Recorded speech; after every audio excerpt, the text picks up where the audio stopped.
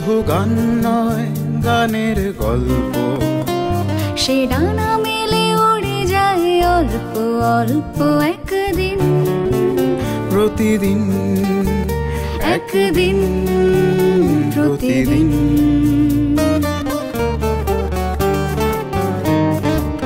কেন সে গান গায় সে কথা অজানা, সে সর সন্ধির সন্ধিতে নিশানা। কেন সে গান গায় সে কথা অজানা, সে সর সন্ধির সন্ধিতে নিশানা। সে কাকে ডাকে কে মনে রাখে, আলো ছায়া মাখা হারানো দিন। সে শুধু গান নয়, প্রাণের স্পন্দন, যার কথা মালা হয়ে ওঠে চন্দন সুবাসে প্রতিদিন, একদিন প্রতিদিন।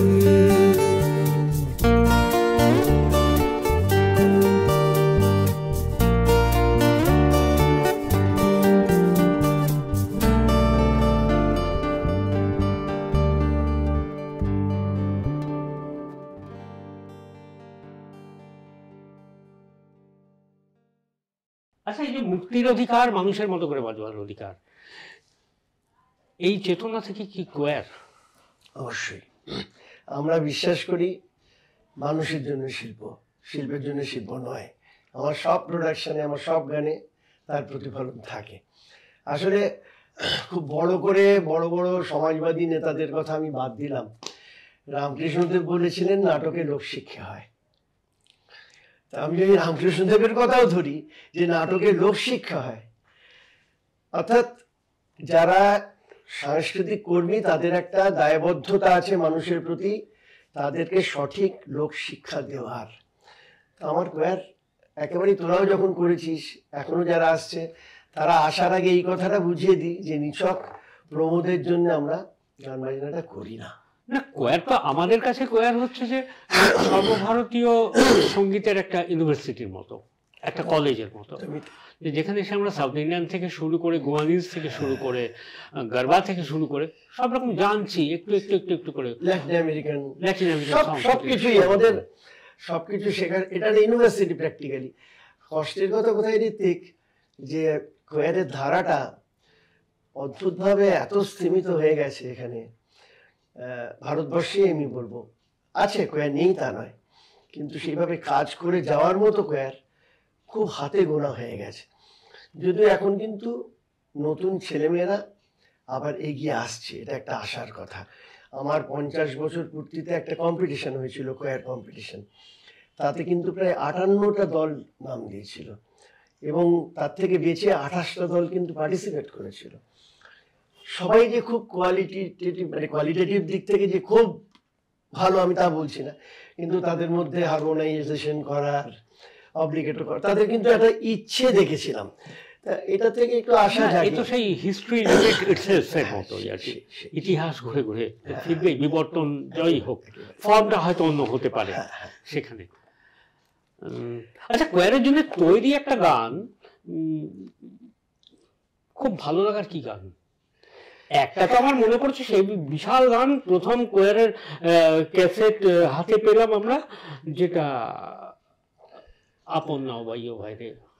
ওটা একটুখানি ওই ভেঙে করেছিল সুব্রত, ওই জামাইকা ফেয়ারওয়েল, এটাকে ভেঙে লেখাটা আর কি। আমি ভুলে গেছি রে ঋত্বিক, মনে পড়লো সিনে তো আপন নাও ভাইও ভাইজান, আপন নাও ভাইও ভাইজান,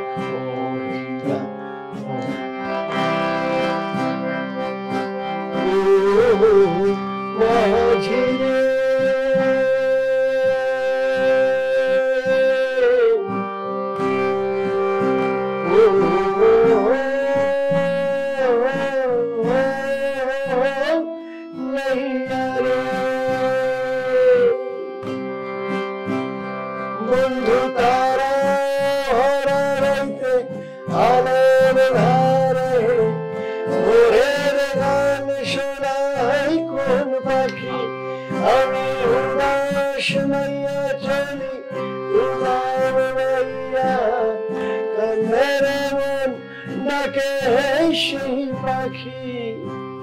এবার এই মজাটা, বন্ধু নাও ভাইয়া চোখে জল লইয়া এসে ফিরি দুধে গান গাইয়া, বন্ধু নাও ভাইয়া চোখে গান গাইয়া ফিরি দুঃখে গান গাইয়া। ওটা আসলে এই জামাইকা ফেরোরে যেটা sad to say on my way will be back for many a day, won't be back for many a day। ওইটাকে আমি 7 মাত্রায় ফেলে দিয়েছিলাম 8 মাত্রাটা। কি এক্সপেরিমেন্টাল গান এতদিন আগের একটা বিরাট এক্সপেরিমেন্টাল গান, যেন সেই একটা অদ্ভুত ব্যালাড ফরম্যাটের গান প্রথম দিকে। হ্যাঁ হ্যাঁ, ব্যালাড ফরম্যাটের অনেক রকম গান আমরা করেছি তখন। সেই সময় অহল্যা করেছিলাম, তারপরে একটা করেছিলাম যে ওটাও শুধুমাত্র অসাধারণ লেখা, যে শুধু নিজেরাই ভালো থাকা, রেখে যেতে চাই এক সুন্দর পৃথিবী। এখনো মনে আছে। দেখ আসলে আমি একটা ছোট্ট ব্রিফ একটা লেখা লিখেছি, আমার একটু পড়তে ইচ্ছে করছে, আর কিছু না। এটা 1.5 মিনিটের ব্যাপার কি 1 মিনিটের ব্যাপার। এই ডিরেক্টর পড়া যাবে তো? আমাদের ডিরেক্টর এখন এতে রয়েছে ক্যামেরার পেছনে, তাকে দেখা যেতে পারে, কারণ আমরা একটা খুব আনকাট একটা জায়গা করছি, আর এই ঘরটা না ওই রকমই করলে মানে মারও খেতে পারি আর কি, বলা যায় না। আমার যে কথাগুলো আমি বিশ্বাস করি সেটা বলতে আমার ঠোঁট কাঁপে না, হাত কাঁপে না। আর এতদিন অব্দি অন্তত মেরুদণ্ডটা তো বিক্রি করিনি, কাজেই আমার অসুবিধা তো খুব একটা কিছু নেই। আর আমার পাওয়ার কি আছে, আর নতুন করে পাওয়ার কিছু নেই। কল্যাণ সেনবড়ি হিসেবে আমার যে যোগ্যতা তার থেকে অনেক অনেক বেশি আমি পেয়ে গেছি ইতিমধ্যে। আমার এত যোগ্য আমি নই, এত পাওয়ার মানুষের ভালোবাসা পাওয়ার যোগ্যতা আমার ছিল না, যে কোনোই হোক, যে কোনো কারণে। আসলে তোরা বড় হচ্ছিস, তোদের নাম হচ্ছে, ওইটা আমার পাওয়ার অঙ্ক বাড়ছে, 2 করে যোগ হচ্ছে, 3 করে যোগ হচ্ছে, এইভাবে নিজের বেড়ে ওঠা আর কি। তো এইটা আমার লিখে আমার খুব ভালো লেগেছিল। আমি ঈশ্বরের কাছে দায়বদ্ধ নই, সে তিনি থাকুন বা নাই থাকুন। আমি নতজানু হয়ে তার কাছে পাথরে মাথা ঠুকি না, সে তিনি থাকুন বা নাই থাকুন। আমি অর্থ যশের আশায় তার শরণাপন্ন হই না, সে তিনি থাকুন বা নাই থাকুন। আমি সত্তাকে বলি দিয়ে পূজার উপচার সাজাই না, সে তিনি থাকুন বা নাই থাকুন। আমি দায়বদ্ধ সবুজের কাছে, সজীবের কাছে, মুক্ত প্রাণের কাছে, যা কিছু সূর্যমুখী সত্য তার কাছে, যা ছিল, যা আছে, যা থাকবে। এটা আমার আলটিমেট নিজের জীবনের শেষের দিকে এসে এই ভাবনাটা।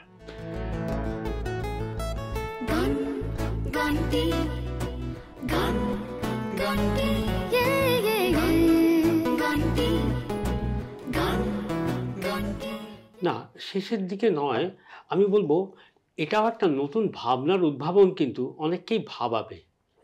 অনেকে তো ভাবতে পারে যে এটা একটা আয়না, আমি তো এইভাবে দেখিনি কখনো, হতে পারে। কারণ সবার তো শব্দের ভাঁড়ার থাকে না, সুরের ভাণ্ডার থাকে না। খুব সাধারণ একটা মানুষ হয়তো, যাদের আমরা খুব অবজ্ঞা করি, বা এই তুমি রবীন্দ্রসঙ্গীত জানো না, বা তুমি এই মিউজিক জানো না, বা তুমি কবিতা জানো না, সেরকম একটা সাধারণ মানুষও কিন্তু একইভাবে এটাকে রিলেট করতে পারবে। যদি কেউ পারে, একজনও পারে, আমার ভালো লাগবে। এইটাই হলো ব্যাপার। আসলে যে জায়গায় এসে আমরা দাঁড়িয়েছি এখন, একদম পরিষ্কার কথা যেটা ঋত্বিক, যে এটা তো খুব সত্যি কথা, এটা আমরা সকলেই জানি। ক্যামেরার ওপারে যারা আছেন, যারা দেখছেন, যারা ছবি তুলছেন, যারা আমরা এখানে করছি, আমরা সবাই জানি যে শিক্ষা সংস্কৃতি কিন্তু একটা আধার, যে কিন্তু সমাজটাকে ধরে রাখে। তাই যদি বলো তাহলে তোমাকে একটা লাইন, একটা ওয়ান লাইনার কোয়েশ্চেন করি, যে আজকাল এই প্রশ্নটা খুব মনের মধ্যে জাগে, যে মূল্য না মূল্যবোধ? আমার কাছে মূল্যটা মিনিমাম দরকার, প্রয়োজনীয়। না হলে মূল্যবোধটা ঠিক রাখা যায় না। অনেক সময় খেতে না পেলে অনেক সময় অনেক কিছু আপোষ করতে হয়। তো খেতে পাওয়ার মতো মূল্যটা পাওয়াটা দরকার, কিন্তু সেটা মূল্যবোধ বিক্রি করে নয়। এটা আমার নিজস্ব বলা, যেটা আমরা বোধহয় সেই প্রায় শৈশব থেকেই ওইটা শুনতে শুনতে একটা হ্যামার করতে করতে কখনো ভেবেছি হয়তো বিরক্তিকর শব্দ এই মূল্যবোধ। হ্যাঁ, সত্যিই বিরক্তিকর শব্দ এখন তো বিশেষ করে। আর আমি যে কথাটা বলছিলাম, যেখান থেকে সরে গেলাম, সেটা হলো যে এই পাত্রটা যেটা ধরে আছে না সমাজটা, শিক্ষা সংস্কৃতি, এই পাত্রটার অবস্থা কিন্তু এখন শতচ্ছিদ্র। শিক্ষা সংস্কৃতির অবস্থা খুব খারাপ, এবং যা যা অবক্ষয় আমরা চারদিকে দেখছি না, অর্থনৈতিক, রাজনৈতিক, মানে যা কিছু দেখছি, যা যা অবক্ষয়, তার মূল কারণ কিন্তু শিক্ষা সংস্কৃতির অবক্ষয়। এই আমাদের শুরুটা কিন্তু করতে হবে ওই জায়গাটা থেকে। ওই আধারটিকে যদি আমরা না সারিয়ে উঠতে পারি সকলে মিলে, এটা কারুর একার কাজ নয়। গাছের গোড়ায় জল দিতে হবে, একদম গাছের গোড়ায় জল দিতে হবে, এবং সেই বোধের জায়গাটাকে শানিত করতে হবে। সেইটা করতে গেলে মুখে বলা বড় বড় কথা বলা যায়, কাজে করে ওটা দেখানো না বেশ শক্ত। সেটা আমি আমার জীবন দিয়ে বুঝি, এবং আমি যা করি সব ঠিক করি। এটা কি হয় পৃথিবীতে? এটা পৃথিবীতে কোনো মানুষ পারেনি। রক্ত মাংসের মানুষ 100% ঠিক, এটা তো হয় না। আর বিশেষ করে ধর কোয়ার চালাতে গিয়ে আমি তোকে 100 বার বকেছি, এই 100 বার বকার মধ্যে 5টা বকা হয়তো ঠিক হয়নি, হতেই পারে, 95টা ঠিক ছিল, 5% এরর আসতে পারে। কাজে এটা আমাদের সবাইকে কিন্তু ভেবে নিয়েই এগোতে হবে। তাই বলে ওই 5%টাকে ধরে নিয়ে চললে হবে না। আমাদের যে ধনাত্মক দিকটা, সেইটাকে হাইলাইট করতে হবে মানুষের কাছে, এবং প্রত্যেককে বলতে হবে যে আমরা একটা কথা আমরা ছোটবেলায় পড়ে খুব উদ্বুদ্ধ হয়েছিলাম না, যে বিশ্বকে এই শিশুর বাসযোগ্য করে যাব আমি। আমার তো সবসময় খালি মনে হয় যে শিশুরা জন্মায় আর আঙুল দিয়ে আমাদের দিকে এরকমভাবে দেখিয়ে বলে যে কোন পৃথিবী রেখে যাচ্ছে আমাদের জন্য। আমরা তো দায়ী, এটা তো অস্বীকার করতে পারি না। না, আমার মনে হচ্ছে ধরো তুমি তো বকতে পারো আমাকে, কিন্তু আমার মনে হচ্ছে হাইপোথেটিক্যাল চিন্তা, কিন্তু এই চিন্তা থেকে সেই আমাদের একটাই দেশ, আমাদের একটাই সুর, আমাদের একটাই রং সম্ভব নয়। কিন্তু অনেকেই বলবে কিন্তু এইটা হলে কল্যাণদার সামনে হারমোনিয়াম রয়েছে, এই গানটা যদি একটুখানি শোনা যায়। শিল্পীরা তো কিছুটা হলেও ভবিষ্যৎ দ্রষ্টা হয়, এই ব্যাপারে তো সন্দেহ নেই। এফ মাইনার দিচ্ছি, শিল্পীরা কিন্তু একটু এগিয়ে ভাবে, এগিয়ে দেখে, কোথাও একটা দূরদর্শিতা। স্বপ্ন দেখতে তো কোনো আগল নেই, তাই না? স্বপ্ন দেখতে তো আগল নেই, ওটার উপর ট্যাক্স বসেনি, জিএসটি নেই, কিচ্ছু নেই।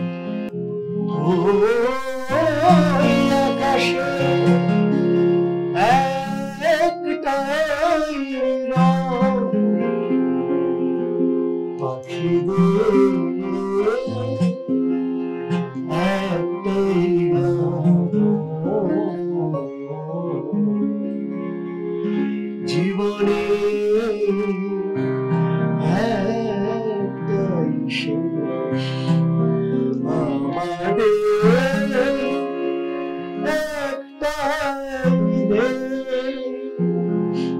সকালে উঠে কাগজ পড়তে ইচ্ছে করে না, রোজ দাঙ্গা।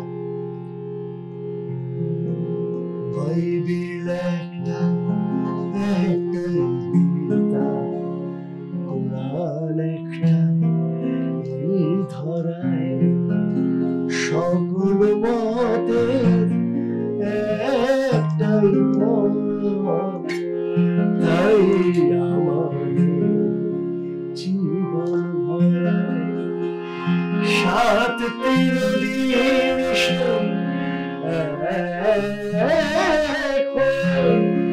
সাগরের পরিচয় সোনালি রেখে যায় তীরে ওই কোথায় জীবনে